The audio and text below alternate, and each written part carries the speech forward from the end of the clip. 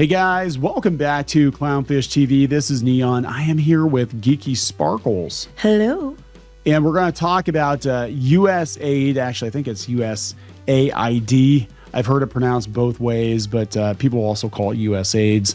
USAIDs. Yeah. So we're going to talk about this former government organization, which was originally supposed to dole out a bunch of help to countries around the world, and then apparently the funds were getting misappropriated, and we've got more insight into how the taxpayer money was being spent, and apparently it was being spent on an official disinformation primer about gaming sites being. Oh, really?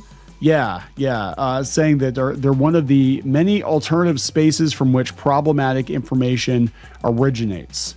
So basically, we're attacking gamers, right? And we knew this was the case. They were giving a bunch of money to Politico. Now, yeah, I know they didn't give them grant money, but they did buy like $8 million worth of subscriptions or something. Right. So I'm just like, it's the same thing. It's just laundering it a little bit first. And we don't know exactly the extent to which, it had been laundered through advertising agencies or through NGOs or any of that stuff. But we're going to trust Bounding in the Comics on this one because Spencer Bakuli did the legwork on it, and we're just going to see what's going on and react to it. Full credit to Spencer. Yep. So before we get into it any further, please subscribe for more pop culture news, views, and rants, guys. You'll get a woohoo if you do. Woohoo. Check out clownfishminus.com. Join the reef. Check out our merch. Thank you very much, guys. Clownfishminus.com. So, yeah, we've been covering the USAID debacle, not as much as some channels. We're trying to keep it strictly we just focused. tied to pop culture. Right. Tied to pop culture, tied to the media, because we talk a lot about that. Right. And, the money's been flowing like water over there, and everybody's squawking because Trump turned it off. Elon Musk turned it off. And, there's confusion as to how it's being spent in regards to journalism exactly. But Politico did get like $8 million. It did come from subscriptions, though, and not grant money. The Associated But why Press was our money paying for subscriptions? It shouldn't. That's what I'm saying. Like, it's still, I guess from my point of view, is it doesn't matter where exactly the money came from. The bigger takeaway is the government spent $8 million a year, or whatever it was, on Politico subscriptions. Yeah. Why are we doing that? Are you spending that much on Fox News subscriptions? I don't think you are. Well, it's interestingly enough, they're saying that the Associated Press didn't get money either. Yeah, it's people are still looking into it. I mean, there was a lot of information flying around. We covered it when it first broke, and people are starting to look into it more on the granular level. But regardless of the hows and the whys, it was going to journalism too. It was going to things like trans comic books in Peru. Yeah, I was like, what? That's verified.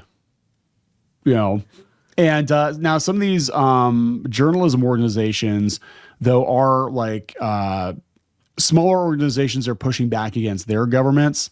So it's like really is a mixed bag. But this whole rabbit hole, apparently there's like some, as I understand it, some news organization that's being funded or was funded by USAID that was like in some like rundown shack out in the middle of nowhere, but they were like pushing all kinds of money through it. Who knows? So that aside, let's talk about gaming journalism, because it keeps coming up that there's some intersection here between the USAID stuff and the funding and outlets that attack gamers. Well, intersectionality would be a good word. Intersectionality, right? Okay. That's a buzzword. So again, this comes from Bounding in the Comics. USAID official disinformation primer says gaming sites are one of many alternative spaces from which problematic information more regularly originates. So people were starting to look into it, and there was they go through what happened. There was the executive order getting rid of USAID. And in the days since the development, more and more scrutiny has been placed on USAID's past work history, with many individuals taking the opportunity to scour the organization's publicly released writings in search of anything that may shed light on whether or not their funds were truly being mismanaged. So here, they said, and it was a result of this newfound attention that the group's official disinformation primer was brought to light. Okay. And this actually is on archive.org. And this actually is a document that Someone exists. archived it. Yes, Yeah. good. Yeah. So it's out there. There's a link on Bounding in the Comics. This is actually coming from. Wait, what are some of the things in it? What go to table contents. Let's see what some of the things in it are. Go again. Where's the table contents? There was a table of Oh, I contents? thought there was. Maybe there wasn't. There's 100 pages. on We're this not going thing. through all those, but No. understanding alternative media spaces, disinformation spread on social media platforms. Yeah. So this is this and must chat be like applications, how disinformation spreads across online platform applications. Yeah. And so- who decides? But who decides what's disinformation and what's information? Right. And they're talking about 4chan, Discord, and gaming platforms like Twitch. Okay. But YouTube's in there.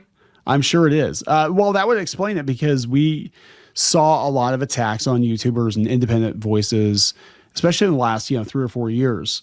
And they were always, targeting conservative voices. And it did seem suspicious because we're like, man, these people seem really well organized and well funded. A lot of them, they're going after advertisers. It's like, this doesn't feel like a bunch of randos, right? No, it definitely feels coordinated. Right. So, they're talking about how this was created in 2021 through a collaboration between USAID's Joshua MacLeader and Shannon McGuire. And they said the primer helps USAID staff and partners to understand basics of disinformation, how it spread, why it spread, and how programming can help reduce its damaging impact.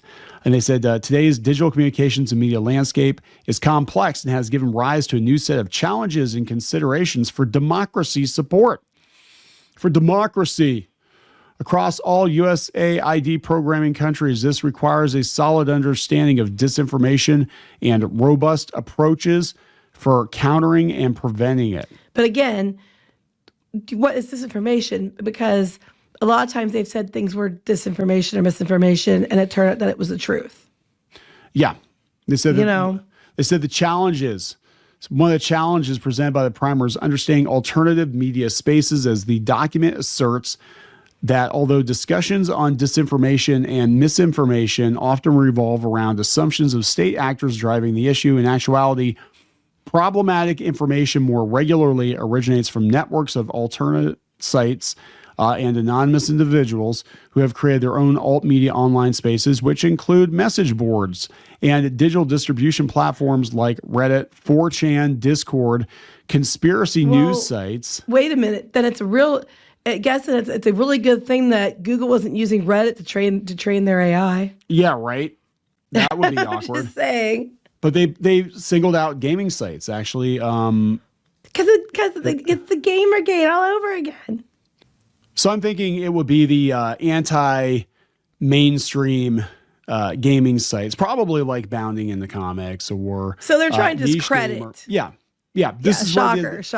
And back in the day, they had One Angry Gamer and stuff like that. That these were basically the quote unquote Gamergate sites or the Gamergate adjacent sites or the websites that had opinions that ran contrary to Kotaku, Polygon, all the managed. So basically, they're trying to hosted discredit those people by calling them alternative systems and implying conspiracy theories or conspiracy theories. So they're trying to discredit people who may be telling the truth by umbrella terminology like conspiracy theories and putting, it's a conspiracy theory about games.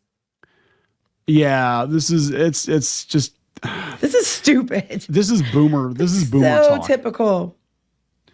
Curiously, despite providing specific example of each type of other alt media space like message boards or conspiracy news sites, the primer did not do so when it came to the gaming site category. As such, it's unknown if the organization was referring to actual non-mainstream news outlets that cover video games like Niche Gamer or Bounding in the Comics, or video game community websites like the individual forums hosted on Steam. Meanwhile, in terms of what actions USAID recommends for its employees and associates in dealing with this misinformation, the organization lists the following 10 as potential additions to one's toolkit. All right. Conduct a disinformation diagnostic. Okay. Carry out actor mapping. Assess the key stakeholders who contribute in positive and negative ways to media and information ecosystems in your country. In other words, find the head of the serpent and cut it off. And this explains why a lot of the loud anti-voices get targeted, because it's right out of the playbook, right? You're going to go after somebody that has a big platform, somebody that's paying the ass.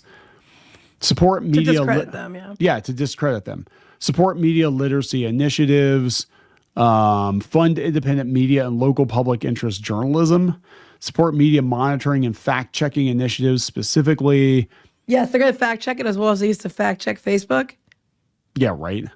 Stay up to speed, support internet governance and digital rights initiatives, engage government, collaborate and engage with other international partners, measure the impact of your efforts to counter and prevent disinformation. So here's the thing, like even if it's not coming directly from USAID, these tactics have been used for the last 10 plus years on anybody that ran contrary to the narrative in gaming and pop culture.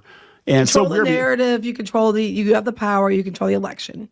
Right. And that's what's so weird about this, because I never fully understood why they were so hell-bent on controlling pop culture spaces, nerd spaces, video game spaces. And it's because to them, it really is a huge battleground, right? To be controlled, and they literally believe that these websites or whatever are churning out Nazis every day.